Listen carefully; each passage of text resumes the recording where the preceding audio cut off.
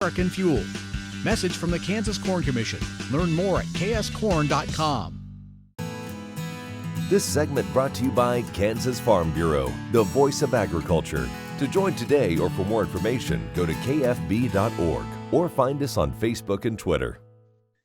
Welcome back to Ag AM in Kansas. I'm Brityne Rucker, and for an FSA update, I have with me now County Executive Director of Harvey and Sedgwick County FSA, Sean Rafferty. Welcome, Sean. Hey, good morning. Thanks for bringing me back. Anytime. Now, there are quite a few changes with CFAP. What should producers know along with that? Well, there have been two significant changes with CFAP. There was this thing called a NOFA, where producers were allowed to call in and make suggestions on what they would like to see change with the program.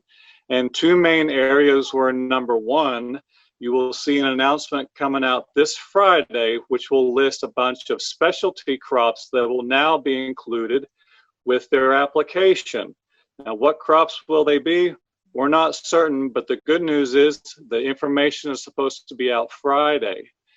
The other new piece of information is we've received clarification that corn that was swathed and baled is now eligible. Prior to that, we didn't know, but now we have confirmation that that swathed corn can count as well. And Sean, once again, what is the deadline for CFAP?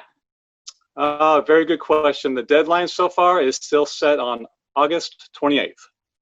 All right. So, Sean, acreage reporting has drastically changed due to COVID as well. Explain how so.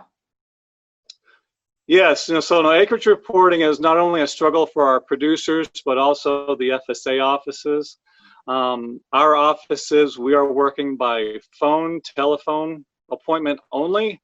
And once the producer gives us a contact, we will try and work with them to see what works best on how we can get their maps.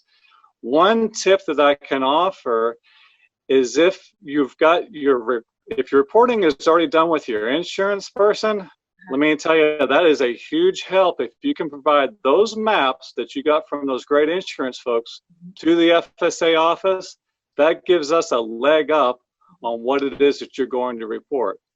So aside from calling the office to see how we can get your maps, if you have those maps handy, send them to us. We can take them by fax, mail. Well, and there's also, we can get them at that front door. Sean, there is also an upcoming county office committee election. Go into that a bit. Well, just briefly, every year, well, as most farmers probably know, every FSA office has a board, and they're referred to as the county office committee.